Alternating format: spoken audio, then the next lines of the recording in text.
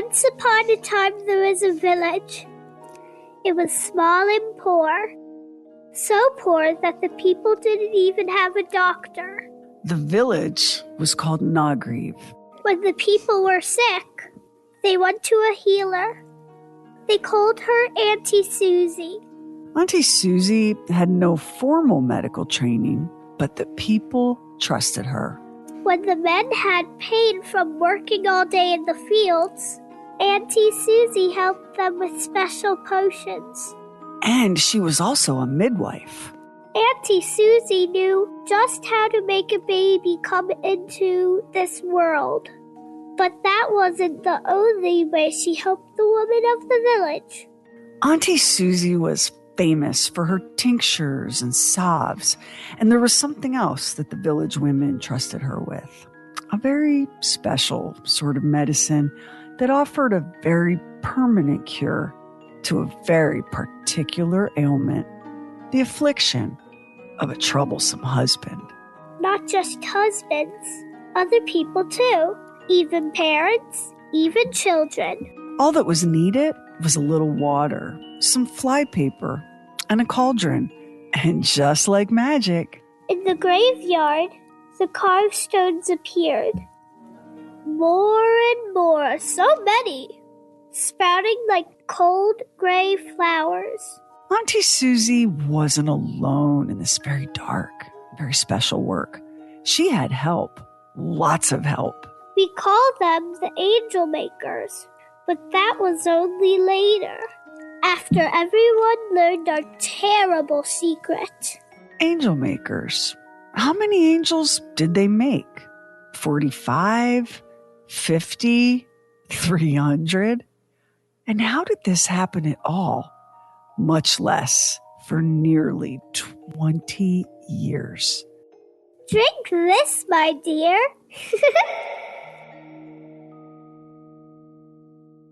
And make out a small beam of light against the mirror.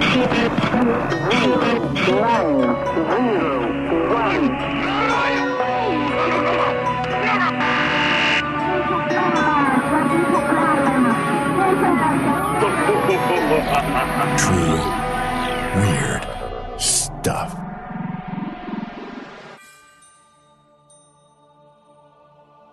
Nagriv, Tisa Court, Okechka, Tisa Fulvad, Kunsent Marton, Meshtersalach, Uched. Those are the villages in Hungary where most of the cases occurred. A little knowledge of chemistry unlocked the secret to one of the most atrocious and astounding wholesale murder plots of modern times. It all began in 1911, 3 years before Hungary entered World War I. Susanna Fizekis arrived in Nagriv. She was alone. There were whispers of a husband, dead now, or gone at least. Susanna was tight-lipped about her past. What she did have were references, letters testifying to her talents as a midwife. There were no hospitals in Nagriv in those days, and no doctors. So Susanna was warmly welcomed by the women of the village, who very quickly began calling the midwife Auntie Suzy. The women of Nagriv had particular need of a woman with Auntie Suzy's skills. Life in the region had changed with the start of World War I. So many of the men had been marched off to fight.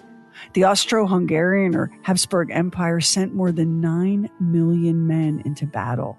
Husbands, fathers, brothers, sons, gone. But other men soon came to take their place. Men who'd fought on the other side of the war, only to be captured and imprisoned. By the end of 1914, the Habsburg Empire had racked up a ghoulishly impressive 200,000 captured enemy soldiers. They had to put them somewhere, and that somewhere wound up being roughly 50 large POW camps scattered around the countryside. Now, folks back then had only just really begun to apply germ theory in any sort of practical way, and these camps reflected the military's lack of understanding regarding basic hygiene and sanitation, which is a polite way of saying that in these filthy, wretched places, men sickened and died by the thousands. Oops. Adjustments were made, but by then the camps were emptying for another reason. The prisoners were farmed out as forced labor with gusto. By midsummer 1915, fewer than 40% of the captured were left in the camps. By Christmas 1916, well over 1 million POWs had been pressed into forced labor. Some of those POWs were shipped to the front lines, including combat zones. The fact that this was illegal didn't stop it from happening. The Habsburg Empire put prisoners to work in armament factories and sent them out as minesweepers. They were poorly treated, poorly fed, and sometimes dropped dead of exhaustion. No worries. Spent prisoners would simply be replaced by fresh batches brought up from the rear. Other POWs were deployed to work projects far out in the countryside. Some found themselves assigned to small farms and sleepy little villages.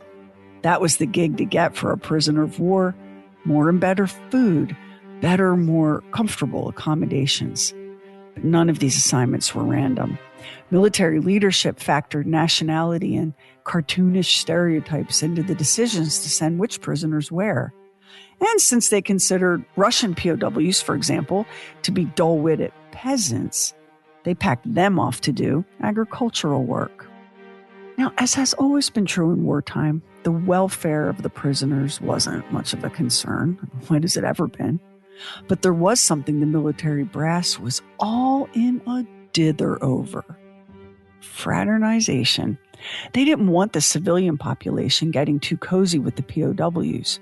But a couple of factors made that super tricky to enforce. For one, the prisoners had to be supervised, but both officers and soldiers were needed to fight the war, not babysit the captured. At first, they tried sending out big contingents of prisoners, a couple hundred at a time, but that proved unworkable. What was needed were smaller units that could be managed by the employer, not the military. Those POWs who found themselves assigned to small businesses or farms naturally found themselves brushing up against Austro-Hungarian civilians. And there were rules about that, particularly when it came to the local women. Everyone from the army to the nosy neighbors to the Catholic Church was strongly opposed to any kind of mingling.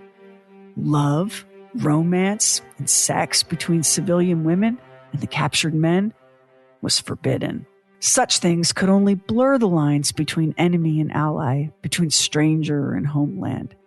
Because if there's one thing humanity is determined to prevent, it's unity. Can't be having that. There's no profit to be made from peace. The village of Nagriv became home to a POW camp for Russian captives. Nagriv had many war widows. Husbands gone, though not necessarily deceased. Many of those women had affairs with the Russian prisoners. Let's don't judge. These things happen, and they've always happened throughout the course of human history. Rape and pillage and whatnot. At least in this one instance, the women had some say in the matter, which was one of the few things they did get a say in. Theirs was a world where marriages were arranged. It was common for teenage girls to be married off to much older men chosen for them, not by them. Divorce wasn't legal, which meant that if the husband was abusive and cruel or drunk and shiftless, oh well, nothing to be done but endure a loveless, unhappy, and even violent marriage. With all of Hungary experiencing crushing poverty and political unrest in the months and years leading to World War I, these wives suffered tremendously. And then their husbands were sent to war, leaving them with families to care for, but no money or support. And those POWs sent to work the farms?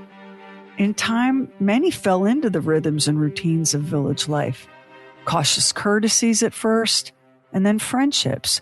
And for some, those friendships deepened into love affairs.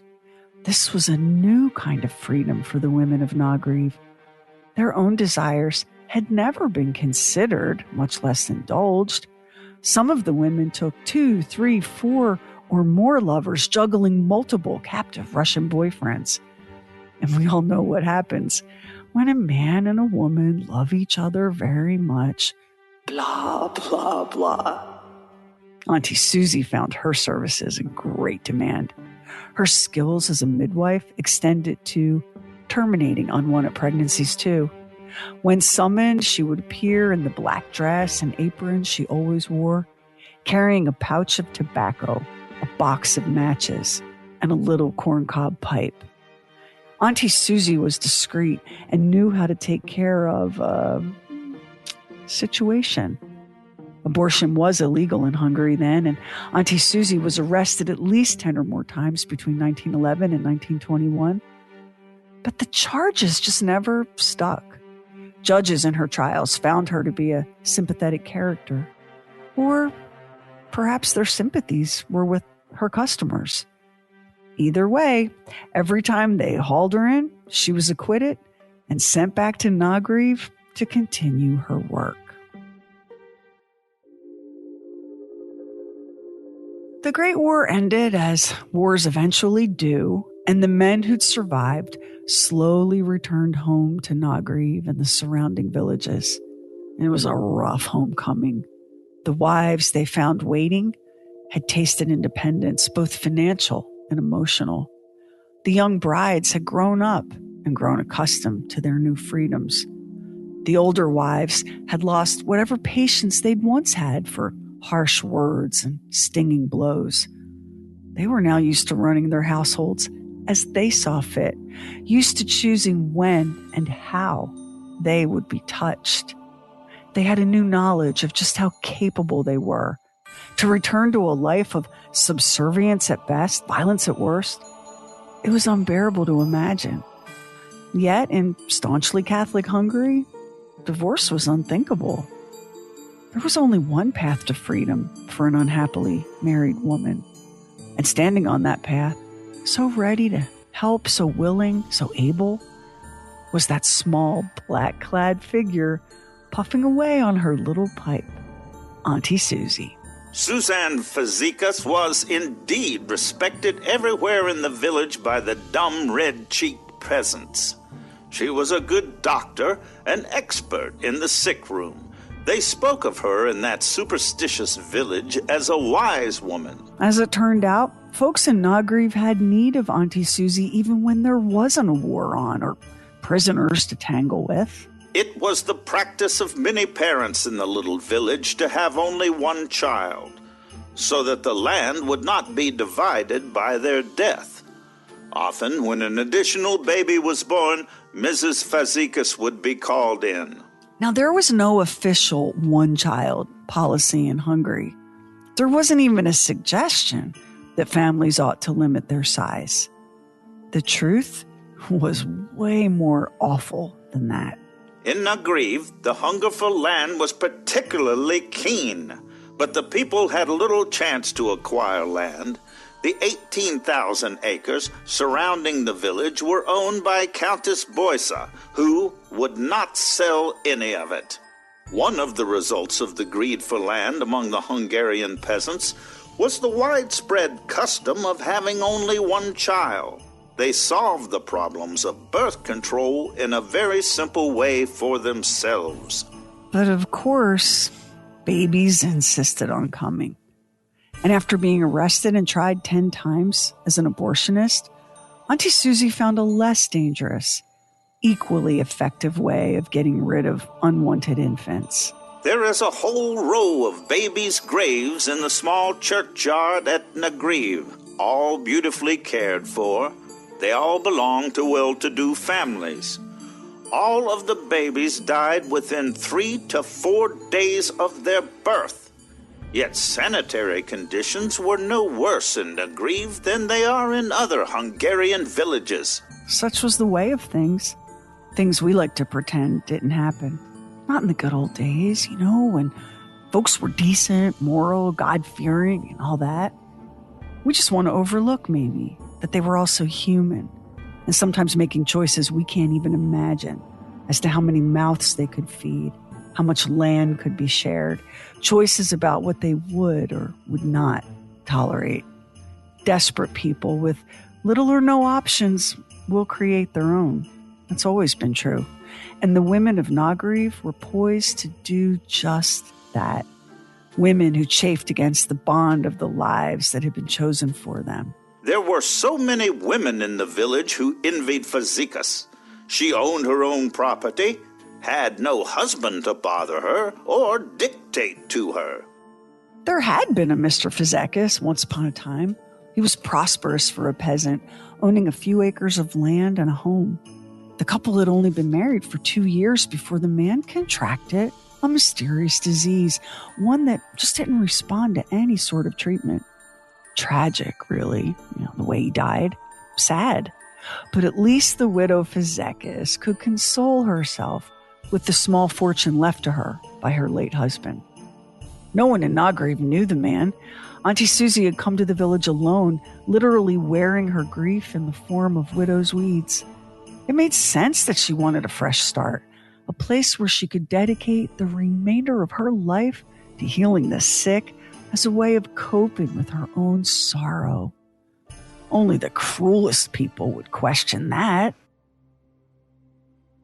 Now, to be fair, while the women of Nagrave and the nearby villages were dismayed to find themselves yanked back into subservience, the men who returned home from the war weren't the same men who'd left. Shell-shocked was the term they used back then. Today we'd call it PTSD. The term shell shock was born of the necessity for finding some designation thought to be suitable for the number of cases of functional nervous incapacity. The wear and tear of a prolonged campaign of trench warfare, with its terrible hardships and anxieties of attack, produced a condition of mind and body properly falling under the term war neurosis. Imagine living in thick, sodden mud in a trench gashed in the earth for up to 4 years. You're always wet, always afraid. Trench foot was a constant threat. Imagine your flesh rotting, the skin peeling off as easily as a glove. Men lost toes, even their whole foot to it. Then there was the noise, the ear-splitting, earth-shaking roar of bullets and bombs, sometimes as many as 10,000 shells an hour raking the skies overhead. That could be a mercy, though, sometimes. The bombs drowning out the moaning of the wounded, the weeping of the fearful, the choked last breaths of the dying. The men who flowed into this killing machine from the Hungarian countryside, they were mostly farmers. What could have ever prepared them for the grim facts of trench warfare? There was more death in World War I than in all of the wars in the Western world from 1790 to 1914 combined. Maybe the dead were the lucky ones. The men who survived it, a human being exposed to shell blasts like they were, doesn't walk away unscathed. Many had crippling headaches, lapses in memory, and nightmares so terrible that they'd wake screaming, drenched in their own cold sweat. Some developed tremors, paralysis, anxiety, and blindness. Not to mention the loss of limbs, the shattered bodies, the faces torn and shredded by shrapnel. Did you know that modern plastic surgery was born from the need to help repair these soldiers' ruined faces? It's impossible to overstate the horrors these men endured. They came home broken, some in body, some in spirit. There was no therapy, no counseling, no support groups. There wasn't a way to talk about it. Those men were expected to put the war behind them and get on with the business of living. But how? Their children, if they had any, were either too young to remember them or old enough to be frightened of the strangers their fathers had become to shy away from contact. Their wives were now independent, the heads of their households. In some ways, the men who returned to Nagrave were ghosts. Ghosts expected to pass for the living. And for the unluckiest men, those with physical injuries, they suddenly found themselves in a whole new role. No longer providers, now they were dependents. Where they had been physically capable, now they were fragile, if not outright disabled by wounds that never properly healed. Many of the wives, remember, had not married these men for love. They'd been forced. And now they were burdened by these hollow-eyed strangers and resentful. Another mouth to feed at a time when all of Europe was devastated, crushed by debt and rampant inflation. And then there was the alcohol. Drinking was already a feature of daily life for the men of Nagriv, but now they were self-medicating the trauma they'd brought home from the war, throwing back the traditional Hungarian brandy called palinka, and gambling and fighting, and too often toting that violence home at the end of the night. Women gathered at kitchen tables to complain and commiserate. And look who was there, with a kind listening ear, a shoulder to cry on. It was Auntie Suzy, whom they'd grown to trust. She'd kept their secrets. She understood their struggles. And that's how it started. If there's a problem with him, I have a simple solution. Arsenic, the poison of choice for millennia. Oh, sure, there was a test for it in Auntie Suzy's day, one developed in 1836 by a chemist named James Marsh. But in a place like Nagriv, too small to even have a trained doctor, an impoverished backwater in a country shattered by war, the chances of anyone even thinking to test for arsenic were pretty close to zero. And as it turned out, Auntie Suzy didn't need to buy arsenic. She'd figured out how to source her own near bottomless supply. You could find arsenic in cosmetics and in medicines, but I found another way. Flypaper. Cheap enough and common. Auntie Suzy, according to the story told by the women under her dominance, saw a fly drop dead after having tasted the sugar that was strewn on a circle of flypaper, the common kind sold in every village shop. She saw a chicken eat the fly and, in its turn, drop dead after a few convulsions. Her plan was complete. Auntie Suzy would boil the flypaper in water until the liquid was reduced to about an inch or so in the bottom of the cauldron. Then she'd carefully scoop the milky white fluid into small glass bottles. It was that easy. The thing about arsenic poisoning is that it can occur naturally because arsenic is a highly toxic element that occurs naturally in the Earth's crust, which makes it easy for arsenic locked up in sediments to dissolve and contaminate water, for example. In rural villages like Nagriv in those days, reliable, safe sources of drinking water were scarce. Throw in poor sanitation, and why not? There was almost no infrastructure in those post-war villages and no resources for the testing of wells or springs. Plus, the symptoms of arsenic poisoning are similar to the symptoms of cholera, a vicious little bacterial contaminant hell-bent on getting into your drinking water, which was very convenient. Discolored skin, vomiting, diarrhea, and abdominal pain. The much feared and dreaded cholera would be suspected long before anyone thought to look at the beloved village midwife. An unhappy woman had only to whisper to Auntie Suzy that her husband was a tyrant or a drunk or too free with his fists, and the little midwife would press a bottle of that milky white fluid into the woman's hand.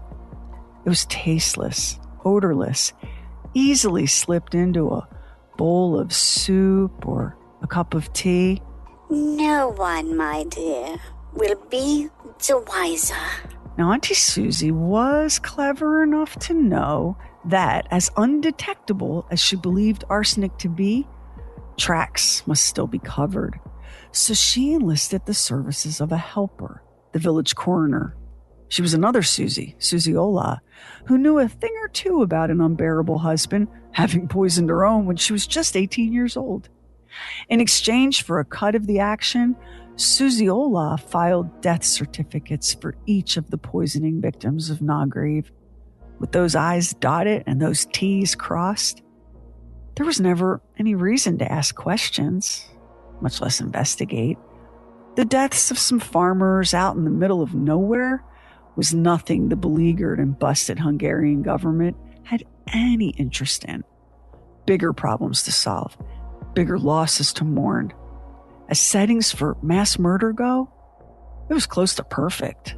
That, it seems, is how it started, in the coils of a terrible war that turned the very continent upside down. Empires dissolved and crumbled to dust, and the same thing happened to Nagriev's ideas of morality. It started slowly, so the deaths of the men didn't seem at all suspicious. It was very like the babies dosed with Auntie Suzy's deadly elixir. Hungary had one of the highest infant mortality rates in Europe in the years following World War I. Almost 1 in 5 babies died. Poor health and poor living conditions. As for the grown men who were suddenly stricken, unfortunate shell shock things, just delayed casualties of the so-called Great War, like István Jólyart, who returned from the trenches completely blind. His wife found that rather troublesome. And then there was Lajos Tkacs. The war left him a complete invalid. He couldn't work. Who would keep a husband who didn't work? And what kind of person could be so cavalier with a human life? A woman named Maria Sendi was an eager customer. She'd been one of Nagriev's beauties, much pursued in her youth. Now middle-aged, she was weary of her husband. Oh, his tiresome jealousy, his aches and pains. He was older than she was, and she feared his age made her seem old as well. Her grown son, every bit as annoying. He mocked her appearance and declared that he was disgusted by the way she carried on with her lovers. It only took a visit to Auntie Suzy for Maria to silence them both.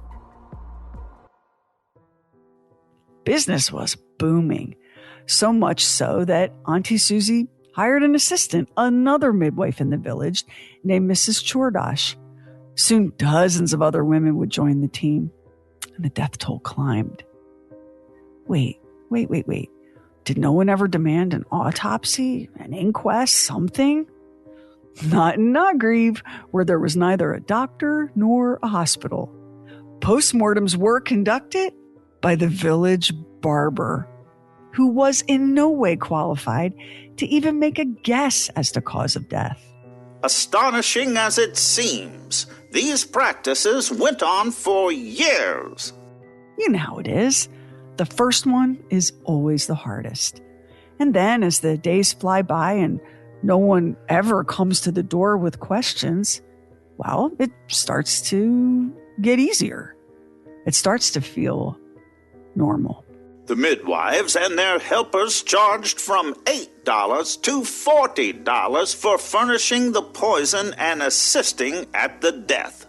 $8 to $40 back then was like spending $150 to $750 today.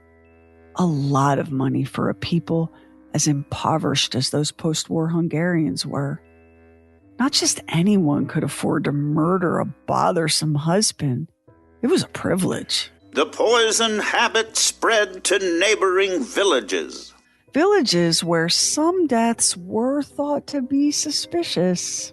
The district physician reports that patient whom he had treated for bronchitis died suddenly a few hours after his visit and had been buried before the doctor was notified of the death. The district doctor was adamant that there was no medical cause whatsoever that might explain the man's sudden decline. He demanded an inquest. No witnesses and no proofs were forthcoming. The authorities refrained from exhuming the body as the doctor demanded. Without proof of any kind, the government refused to investigate any further on the grounds that exhuming and examining the body would be a considerable expense. But the district physician wasn't the only person asking difficult questions. Anonymous letters had begun trickling in to the district police, a trickle that soon became a flood, and still no inquiries were made. The letters, it was believed, were nothing but idle gossip and personal feuds. which is a crazy take given that there were apparently dozens of people suggesting that men were being murdered and that maybe the cops could swing by and take a look. Nothing was done. Auntie Suzy kept boiling her flypaper, bottling the result, and selling it to an ever-growing cohort of co-conspirators. Until the spring of 1929. By that point, even the authorities couldn't deny that something peculiar was afoot in these rural communities. The sheer number of the dead was hard to overlook. All of these men falling suddenly ill and then dying. Oh, sure, it took a decade and a half and a few hundred corpses, but folks were finally starting to, wonder about just what exactly was going on here. It took another anonymous letter to finally break the whole thing wide open. That letter had been sent to an attorney of the court in Szolnok, a city roughly 60 miles southeast of Budapest. Weary of the endless rumors, this man decided that there was but one way to put this story to rest: exhume and test one of the bodies. The body ordered to be exhumed had been buried for 12 years. In the body, there was found sufficient poison to kill a half-dozen horses. Here's a fun fact. Arsenic has a peculiar effect on the decomposition of a dead body, something known to science now for a couple hundred years. Arsenic inhibits the bacteria that break a body down after death, and it remains in the hair, nails, and skin, something the poisoners of Nagreve didn't know. They just watched in dismay as more graves were opened. 41 bodies were exhumed, and in each one there were traces of arsenic. Then came the arrests. Woman after woman, each confessing her guilt, though for some, it took being confronted with the accusations made by family members and neighbors. They were all united in pointing the finger at Auntie Suzy, who supplied, they said, not just poison, but persuasion.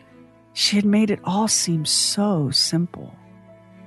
Now, please don't think, not even for a second, that admitting guilt is the same thing as remorse. Lydia Ola, guilty of only one murder, said, "We are not assassins. We did not stab our husbands. We did not hang or drown them either. They died from poison. This was a pleasant death for them." No remorse. 100 women were arrested. 34 women were tried for murder in 42 cases of arsenic poisoning. Police accused the 63-year-old widow of well-to-do farmer Peter Hegedes acting on an anonymous letter. The widow thereupon killed herself by poison.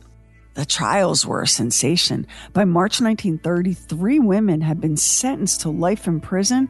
2 women were sentenced to death. The wife of Laszlo Szabo and the widow of Balint Kordash both fainted when they saw the gallows, and they were hanged simultaneously while unconscious. Horror heaped upon horror. Women charged and convicted of the unthinkable, like 66-year-old Julianne Lipka, who murdered her husband, her sister, and her brother-in-law.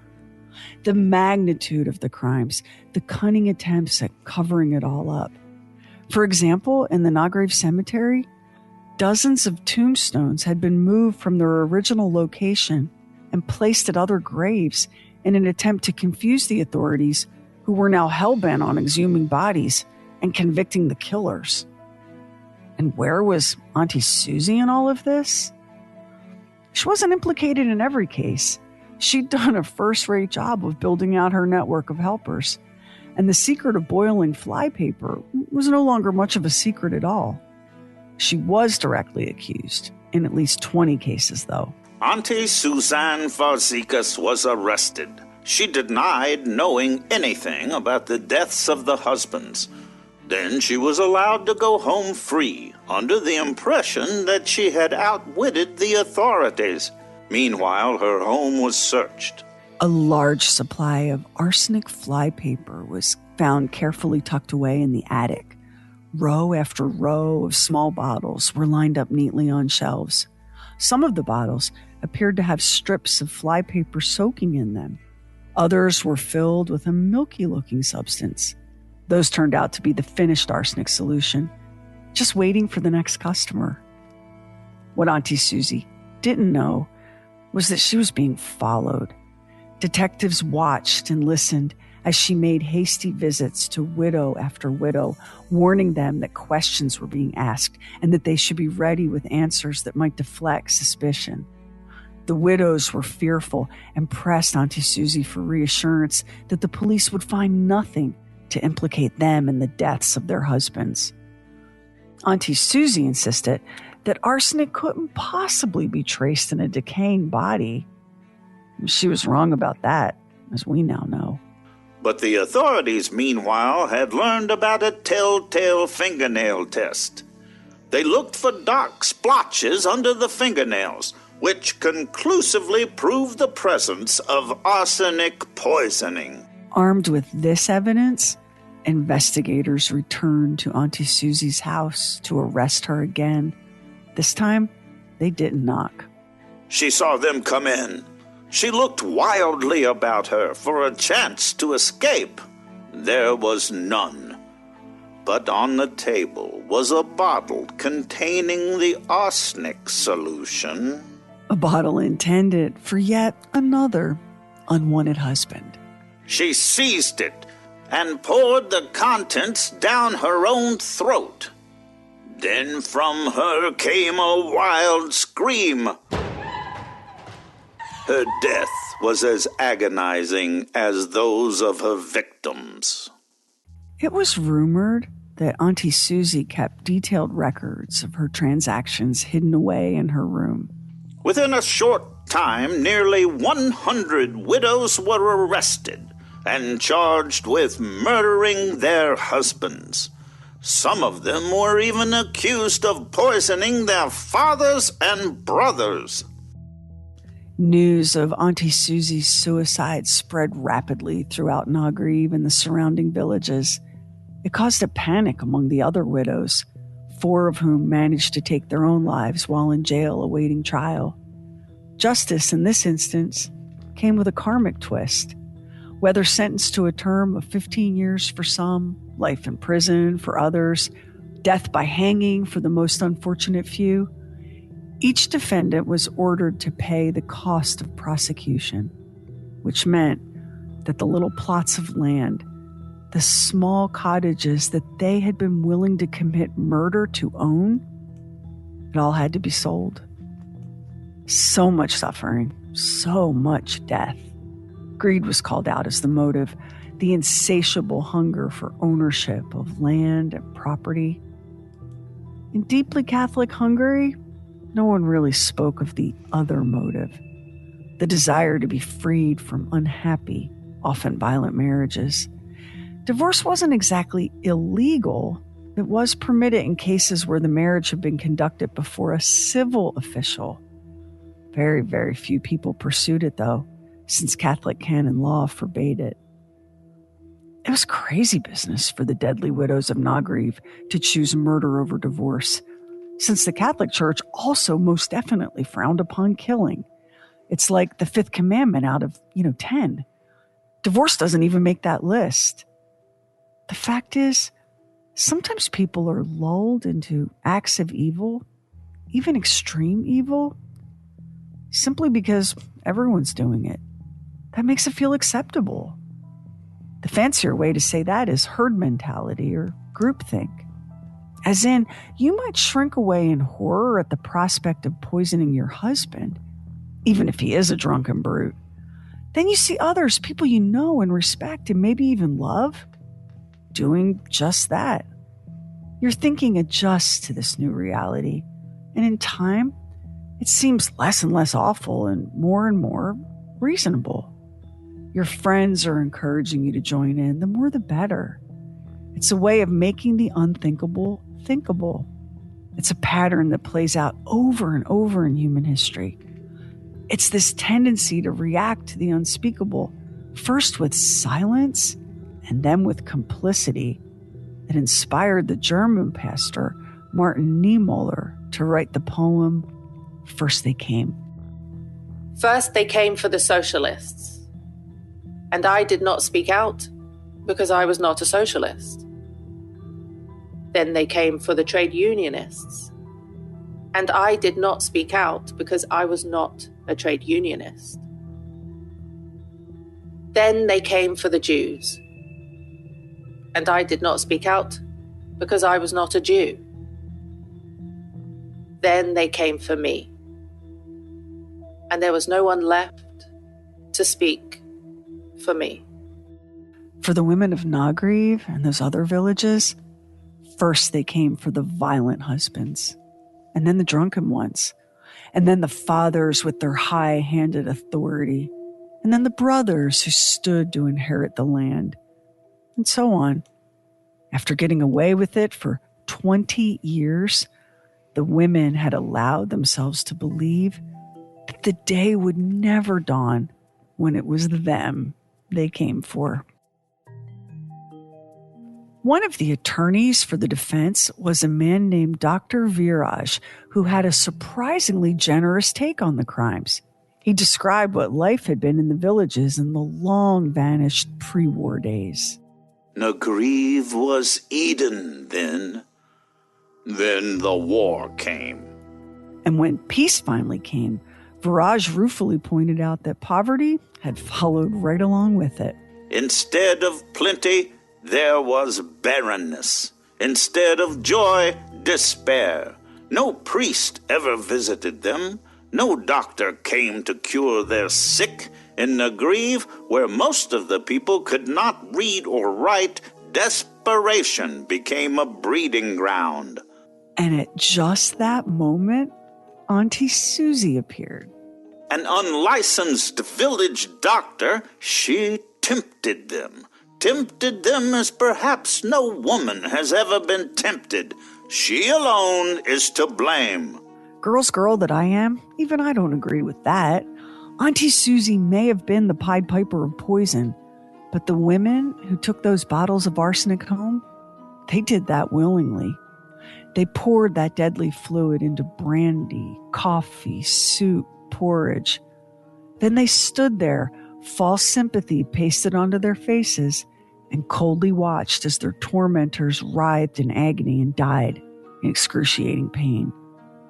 It's shocking and unsettling to think of so many women quietly conspiring to commit mass murder.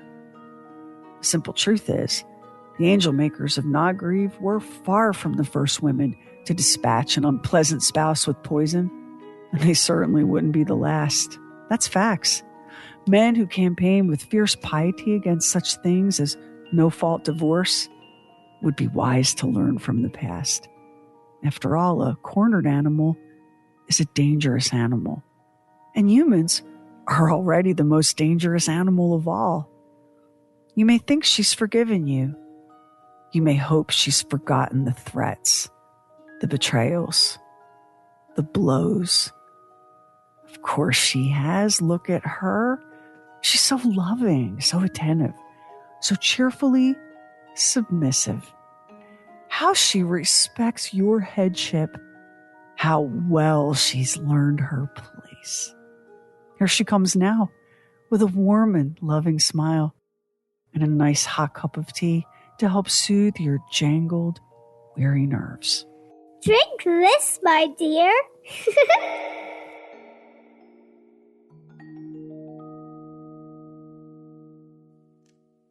Next time on True Weird Stuff. It's hard to imagine how chaotic the battlefield can be when you can't communicate with your soldiers. And that's what General John Pershing was staring down. And he knew that there was an answer. It was those professional, warm, friendly telephone operators at AT&T. So he put out a call for volunteers. Hundreds of women served their country in the trenches. And what their country did to them when they returned? Well, that's on the next True Weird Stuff. Special thanks to our voice talents on this episode: Charlie King, Carrie Doc Bowser, Don Morgan, and Miss Evie. this is such a unsettling, fascinating story. And the fact that this went on for 20 years is absolutely astonishing.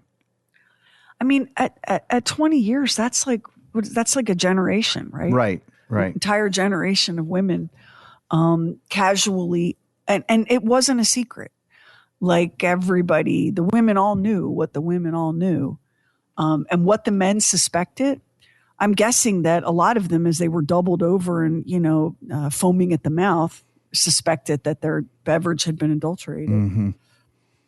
But it's hard to believe. That's the shocking thing. The shocking thing to me is not that people kill each other or that men are brutal and that, women can snap. That's just reality. What's shocking is how many men had to die before somebody went, this seems weird to me. Like there's something going on in Nagriv. I'm going to say something it's going to sound a little bit weird, but have you ever been involved in a situation where somebody, and the thought did cross your mind, well, if they weren't here anymore, that certainly would solve the problem. I think that, oh, yeah. I think that, and of course, I think that everybody, I think that good, right-thinking people have that stuff cross their mind from time to time. I guess what I'm saying is I've admitted that before. But you never sort of taken action on that. But the idea that as a group, everybody's looking around going, boy, this is a really difficult situation. And some of these are really bad guys. You can't get divorced. That would look wrong. We can kill them. Oh, okay. Well, since other people are doing it, it seems like it's okay. And you can see that. You can, the one woman who said, it wasn't like we stabbed them. I know. And she said it was a rather pleasant way to go. Well, as it turns out, it really was not a pleasant way to go. I don't know much in this world, but I do know that arsenic poisoning is not a pleasant way to go. And I think that it's very interesting that Auntie Suzy ended up dying that way. And by her own hand. And right. Bloody was that, because she knew. I mean, they did hang several of these women, and they hanged them. They fainted and they hanged them before they even came to, which I can't even imagine what that whole scene looked like. That's so barbaric and insane. But we have to talk about groupthink here because there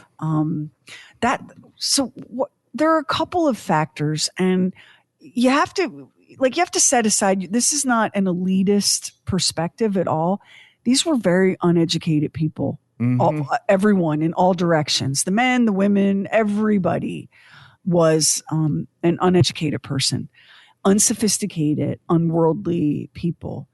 And so you only had to get away with murder a few times for it to seem like a completely reasonable normal approach.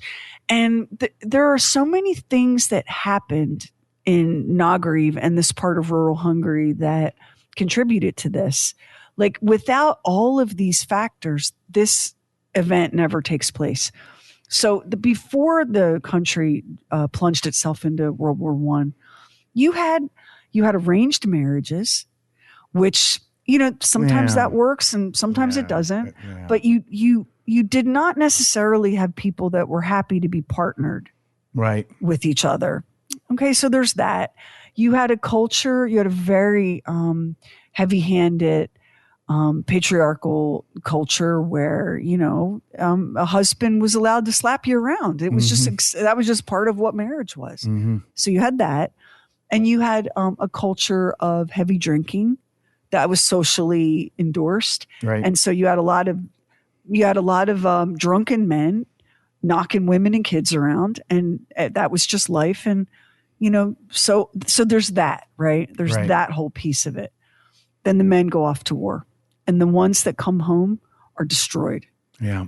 What World War I did to the people who served is just unthinkably brutal. So they were not okay when they returned home.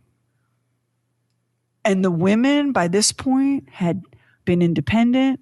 They had starfished in their beds. They had lived in homes without violence. They had not been taken and used sexually by a man who made their skin crawl. They had taken lovers that they felt passion for and wanted to be with. You can see how the storm now is beginning to build, and that it's going to lead to some horrific eruption. And that's exactly what happened. And in Hungary, divorce was not illegal if you had a civil marriage. If you were married by a priest in a church, divorce was illegal. So it wasn't just that the Catholic Church would not let you get divorced. The country of Hungary would not allow you to be divorced if you'd been married in a church. So, and most of these people were. So the only way out was death. That was it. That was the only way out of this that these women could see. And the trusted village healer made it so easy. You were talking about the men coming back from war with the PTSD. And I think that certainly in wars prior to this, that sort of thing happened. But one of the things that happened with World War I, they were able to videotape, take movies of, I guess they weren't really videotaping. They were taking movies. They were able to take movies of these men, and all of a sudden it was widespread being able to see certain examples of what had happened with this. And I think up until that time, I don't think that people accepted it as a condition based on what had happened in the war. It was not something that was widespread.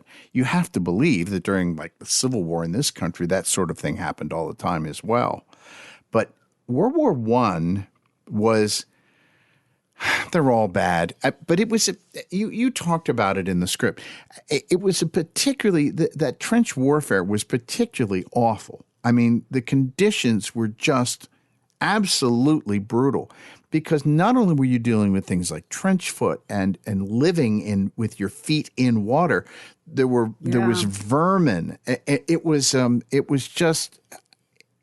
It's the kind of existence that you wouldn't wish on people. And so not only do you have those conditions, oh, by the way, there's people shooting at you as well. And there was nothing for these men. Like there was no VA hospital. No. There was no like this is in Hungary, but there was no equivalent of like the American Legion or the VFW where at least you could go and commiserate with your brothers. Right. There was no Wounded Warrior Project. These men were snatched out of the fields and sent to the trenches. And it was absolute. Like if there was ever a time that hell existed on this earth, that might have been it. That might have been inhumane and unspeakable. And nobody came back okay. No one came back okay. No. And there were things that we didn't know then that we know now about, like the impact on the human body of proximity to an explosion. Mm-hmm. 10,000 shells an hour blowing up overhead while you're living in mud with trench foot and blood and urine and fecal matter and blown off limbs and dysentery. Hungry and cold and dysentery. Oh my God. These men came home destroyed. And the women they came home to had moved on for better or worse, in a lot of the cases worse. They'd moved on. And now in the defense of the women and children they came home to, do you think that those people were in any way prepared for the impact that combat had on these men? No, absolutely not. I mean, we're just now, it's 2026, and we're just now really talking openly about PTSD. And I mean, we do have the Wounded Warrior Project, and we are terrible with our veterans. We do not take care of our veterans. But at least we're now having conversations about post-traumatic stress disorder. These people came home from the trenches and they were self-medicating with alcohol. Some of them were so disabled psychologically and physically that what came home was something no one recognized, right? And they could not resume their old lives. Their old lives no longer existed for them to resume. And these women just weren't having it. They just weren't going to be having it. It was hard pass. And thought because they weren't shooting and stabbing them that they were like merciful euthanization, I guess, and that just wasn't the case at all. I wonder, you said that this spread to some surrounding communities. I wonder if the full scope of this ended up being underreported in the long run as to how many of these men were killed. I think it absolutely had to be, just based on, so it went on for 20 years. It's a long time. It's a long time. 20 years. And it was Nagreve and the surrounding rural communities. There were multiple anonymous letters and complaints that weren't taken seriously at all, in part because of another factor, which was Hungary, all of Europe post-World War I, and Hungary, the depression. Okay, keep in mind when this happened, right? The Great Depression, people were starving. Right. Europe was in a shambles. Hungary was in a shambles. They're trying desperately to rebuild post-war. And some folks complaining that some random farmer died unexpectedly. That just didn't get it. Nobody cared. And the depression, nobody cared. The depression they had over there happened immediately after the war. There was, here in the United States, it really didn't hit till the 1930s. But over there, World War I ended in 1918. And so it was almost immediate that they were in some kind of a depression. And the huge number of young men who died in that war, the thing that is horrifying about it is the generals would have these massive charges and whatnot, and all these men would be slaughtered, and they were poor decisions. They were tactically poor decisions, and you realize how many millions of these men died just because of poor tactical decisions by the leaders in this war. Not to mention, as you were saying, some of them that were coming back that you said in the script that not only they have the PTSD, but many of them missing limbs, blindness, all of those kinds of things that they're coming home to. And there was nothing, there was no infrastructure. There was no way to catch these returning soldiers in any kind of meaningful, supportive way. Like, they literally were just sent back to the farms. Figure it out. I'm just thinking that Josh Mankiewicz really would have been very busy with this story. Can you imagine? It is painful that it went on for as long as it did. But again, this is one of those where you have to look at the whole picture, because you can go, what do you mean this went on for 20 years? Well, the country was in ruins. The continent was in ruins. People were desperate and everything was devastated. And a bunch of farmers in the middle of nowhere dropping dead hardly seemed like news. They had flypaper. Yeah. So, and Auntie Suzy, she took cover in this. And I hope you realize, I didn't come right out and say it because it hasn't been proven, but it sure does look like she killed the husband to get the money and the property. Oh, I'm sure that she did. It was interesting. You were saying when they took the corpses to the barbers were kind of the catch-all for everything. They were the dentists back in the day. If you had any problem, get a haircut. And in fact, I believe the barber pole, so they did bloodletting too. The barber pole that has the red, the white, and the blue. Mm-hmm. The white, the red is the blood, the blue is the vein you took it from, and the white must be what you were wearing. I don't know. I can't remember. But those barber poles, they all meant something, surprisingly enough. And the barber was apparently a cousin of Suzy Ola, who was writing up the death certificates. So the whole thing was like super mafia, right?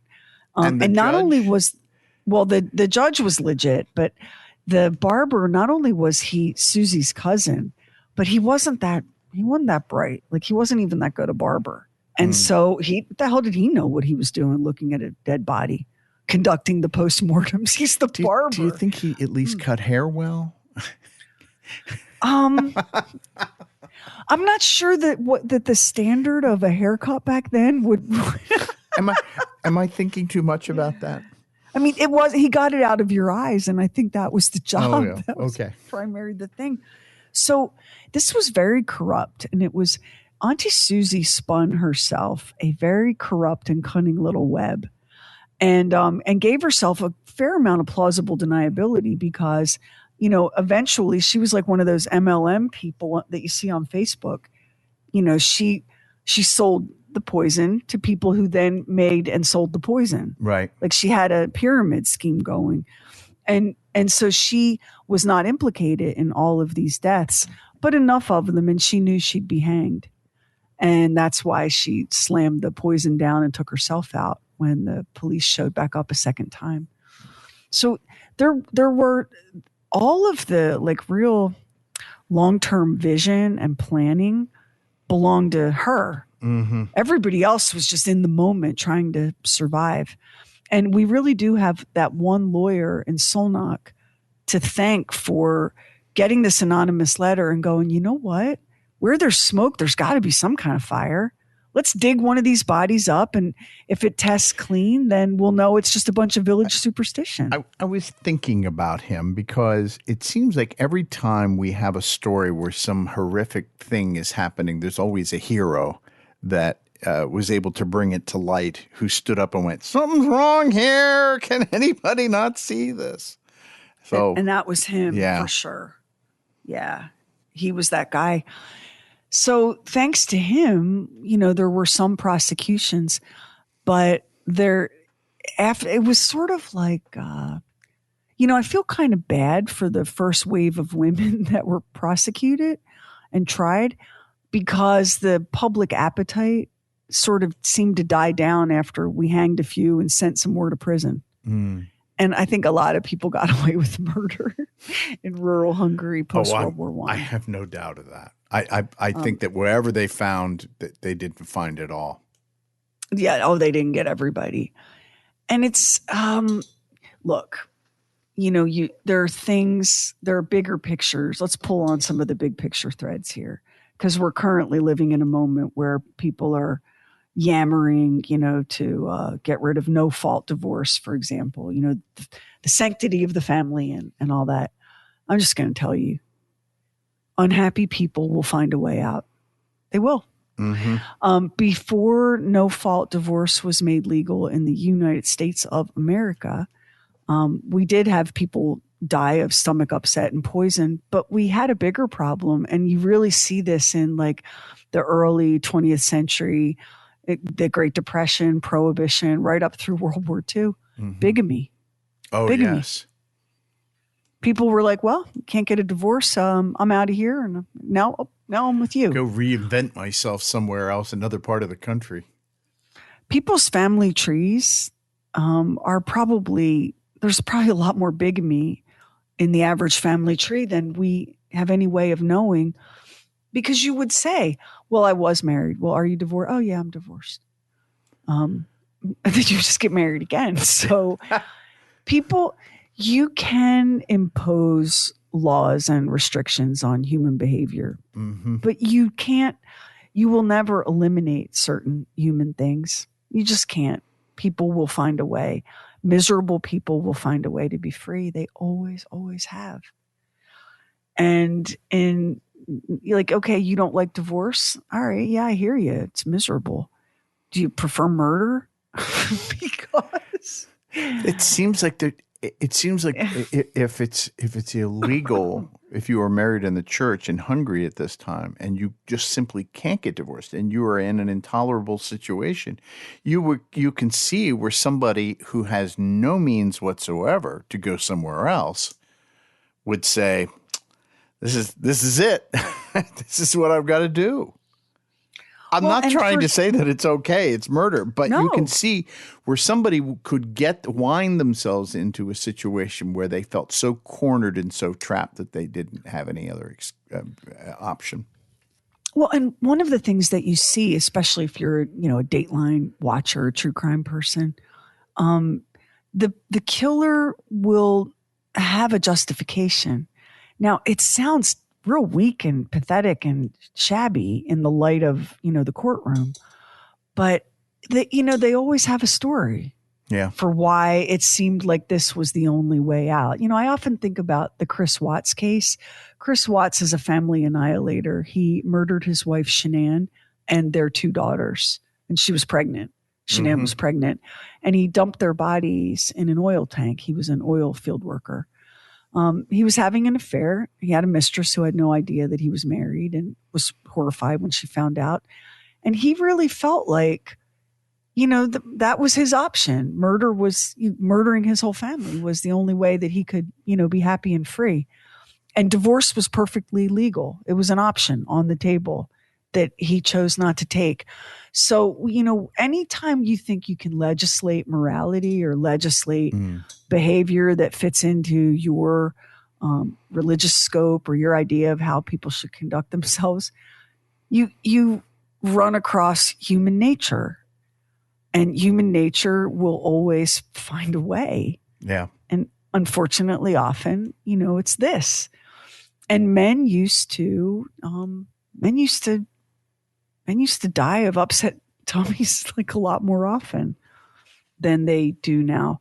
In part because, we do have that test for arsenic, and we've had it since forever, a couple hundred years almost. But also now, we've got criminal forensics, and so it's harder to just tell folks, oh, my husband, he had this weird upset stomach and now he's dead. Like, it's harder to just say that without being questioned. Do you wonder, in looking at this situation, whether some of these women individually, yes, there's the group mentality, but do you wonder if some of them individually had second thoughts about doing this, felt guilt about doing this? Oh, sure. Yeah. That's the thing that I've sort of wondered as you were talking about it. Yes, you could make the decision to do it, but then later you go, well, he was blind. He came back from the war. It really wasn't his fault.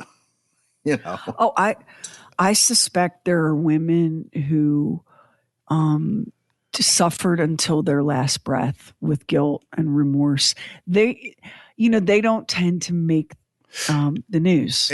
They don't tend to get remembered by history. Because statistically, all of these women were not sociopaths. Now, maybe Auntie Suzy was, but or a psychopath, sure. But all of these women aren't. And so that's just the one thing that I was thinking about when you were telling the story. It was like, there has to be somebody that went, boy, I did do this, and I feel really bad about it now. Well, there was a culture, there was a mindset that made murder more comfortable in this part of the world at this time. So something that we haven't really talked about because it's so distasteful and heart-wrenching, they killed a lot of babies. They did. They killed a lot of babies. Auntie Suzy was an abortionist, but it became easier to poison the babies after they were born. Well, that was the thing that I was going to ask you about, because it seemed like that was a pretty common thing as well.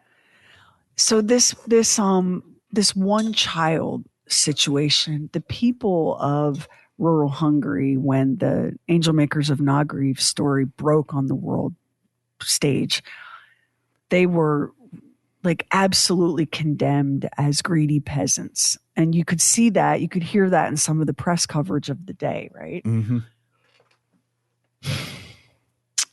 There was no birth control, in part because this was a Catholic population and no contraception. And also it hadn't been invented yet, really. No.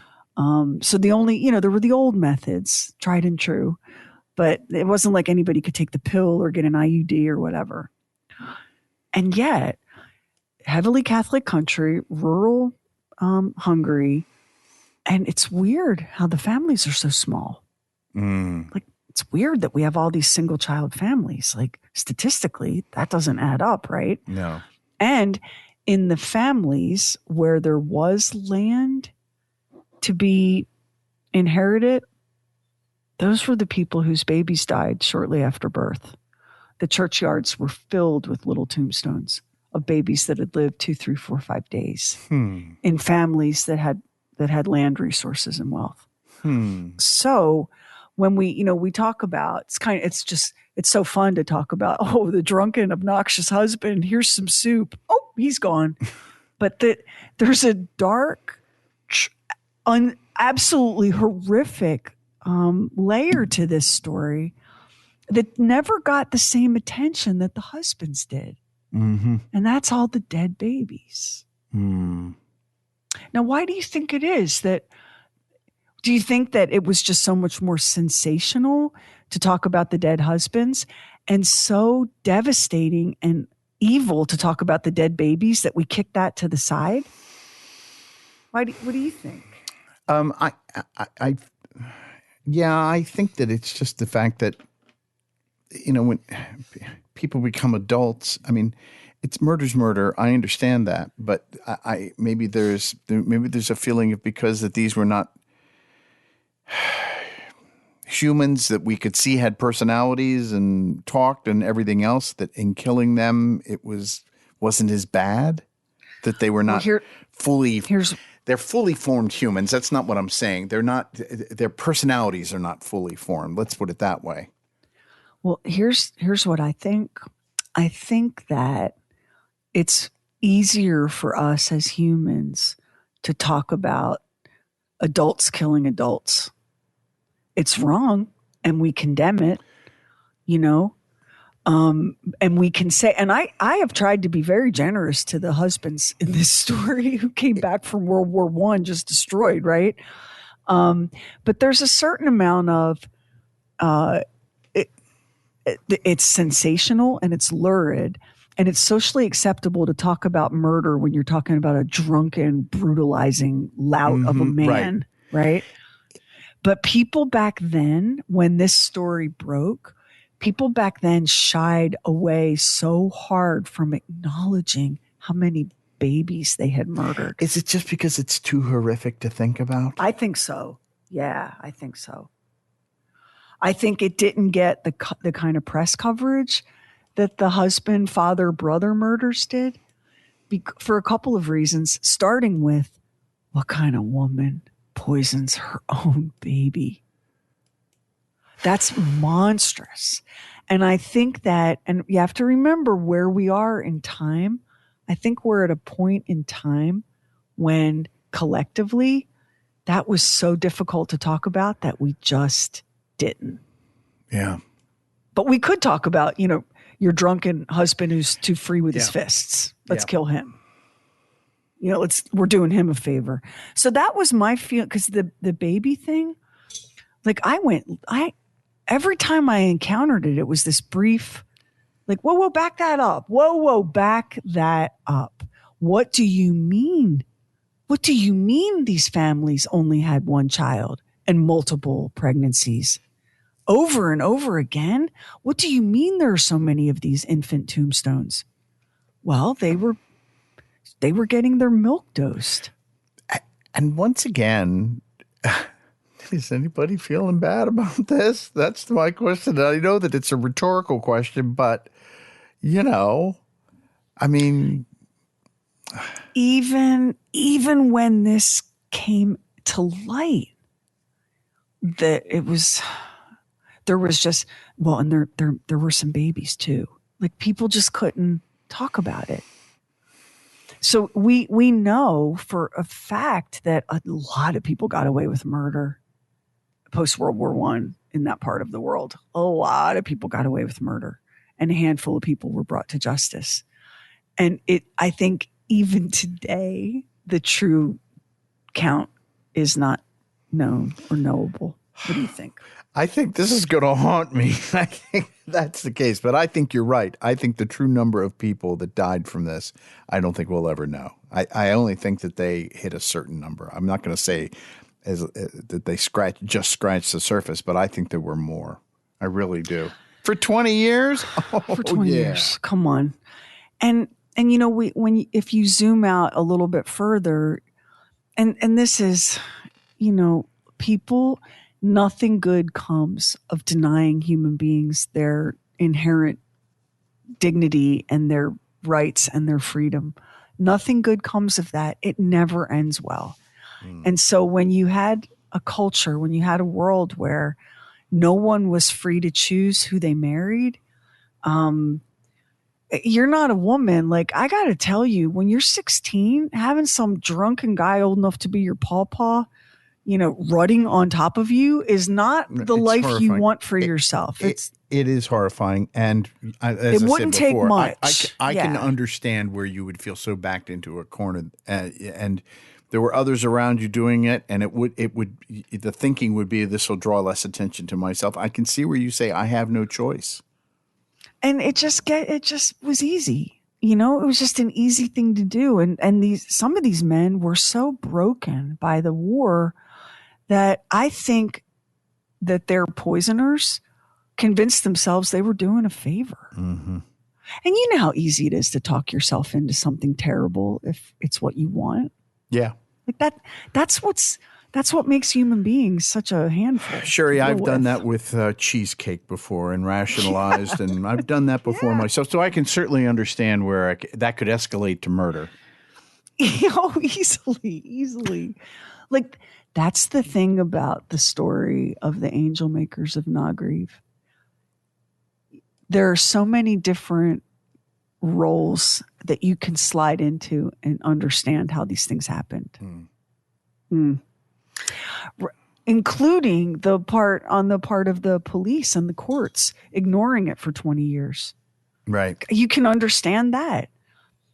Now, the one, like, I totally get, like, oh, you asshole, I've had enough of you, drink this. Like, I get that. The part that I don't get is killing a baby so that I can get a few hectares of grass. That part I don't understand. That's a pretty high level of selfishness. I can't, like, I can put myself into the shoes of a lot of these women and be like, oh my God, if this man touches me one more time, go get the poison. I can see that. But the children, and they were also, they were knocking off fathers and brothers too. Mm-hmm. Because you have to think about, again, it's like super, super, like old school Catholic patriarchal culture. Your brother could be a drunken halfwit and he's going to inherit everything and you're not getting anything. Yep. Now, if something were to happen, God forbid, your brother's no longer here. God forbid. Yeah, that's another conversation. But you see how easily these women slid into this. Mm-hmm. Mm-hmm. Mm-hmm. That is, It's okay, because it seems like there's a lot of this going on. This seems like it's become an acceptable solution to this problem. So you have to just say to yourself, because we see this on Dateline. We see this on 2020 all the time, even now when it seems impossible that you're going to get away with anything based on, forensics and DNA and all that. We see how people go from I'm unhappy and I feel trapped to I'm unhappy and I feel trapped and this is the only way. And a lot of times they have a partner in crime who they talk about it with, and as long as they both agree, you go, well, this person's agreeing with this too, and this does make sense. This is the right thing to do. Yeah. And, and if the first one is always the hardest. Some of these women, they killed a husband, they killed another husband, they killed their father, they killed their brother, they killed a baby. Like, some of these women were what you would call serial killers today, right? Yeah, the only thing is serial killers usually don't know their victims, but these women certainly did. They knew their victims. They certainly did. But if you think about it, right? Yeah. It's like serial killing. Yeah, I agree. But the first one was the hard one. The first one was terrible. Oh, it was so hard that first time. You were a nervous wreck. You were a nervous wreck buying the poison. You were shaking like a leaf. Maybe you brought it home and you put it in the cupboard and just thought about it for a while. Maybe it took hours, maybe it took weeks for you to pour it into the soup. Mm-hmm. And then it was too late. There was no undoing it. Once you poured it into the soup and watched him drink it, his brutal death was inevitable. And by that point, now it's done. It's done. Now what are you going to do? You have these children to deal with. You have a fire to build or whatever. You've got to get him in the ground. Yeah. So I would just say, guys, some of y'all have some very, very anachronistic ideas about how life should work. And trust me, you don't want to go back to those days. You don't want that. You think you do. You think that, somehow everything will be better for you if people have fewer choices or fewer options. Nothing will be better for you if people have fewer choices. Especially if you were in Hungary from 1919 to 1929. Dude, I've seen Dateline episodes where you didn't want to be in Peoria 6 months ago. When someone is desperate, and like I said in the episode, there's nothing more dangerous than an animal that's been backed into a corner. Mm-hmm. Yeah. Especially if that's a human animal. Yeah. With opposable thumbs and, a brain. Woo, buddy, that's bad. So, do you have any last, I want to thank our incredible cast, including my niece Evie making her voice acting debut. She was as cute as a button, was she not? She was so excited doing this episode and she did such a great job. And thank you for allowing me to be the voice of Auntie Suzy. No one plays a better Eastern European crone than you do, my friend. So any last thoughts on the angel makers of Nagriv? No, it's just, no, I don't really. I mean, it is, if you stand away from it and you sort of stand away from the horror of it, it's a fascinating story. And I am fascinated by it. You know what I wonder? They got caught. They got caught because that attorney finally responded You're gonna say to an something anonymous letter. Something I was going to say earlier, and that is it makes you wonder if this has happened somewhere else and they didn't get caught. And whoever the person was that was the ringleader just died or something.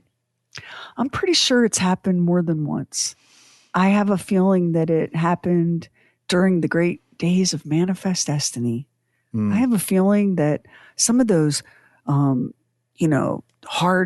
hard-formed Western widows made the choice to be Western widows. I think this has happened. Has it happened on this scale? Because that's what's really shocking about this story is that it was so many people in such a large area for so long. Mm-hmm. Maybe it's never happened quite on this scale, but it's happened. And there's a really strong chance that somewhere in your family tree, gentle listener, is an uncle or a grandfather who died young and suddenly, and nobody's really sure why. Was it appendicitis? Was it food poisoning? Did he have stomach cancer? What happened? One day he was fine and the next day he was gone. But my grandmother was from Austria, so.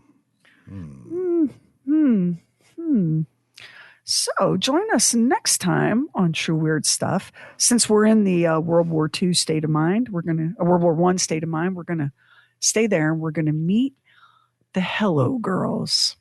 And their story I'm looking forward to this too. Absolutely incredible and shocking. And it just shows you that we've come a long way, but we got a long way to go. So thank you so much for listening to True Weird Stuff. Our website is trueweirdstuff.com.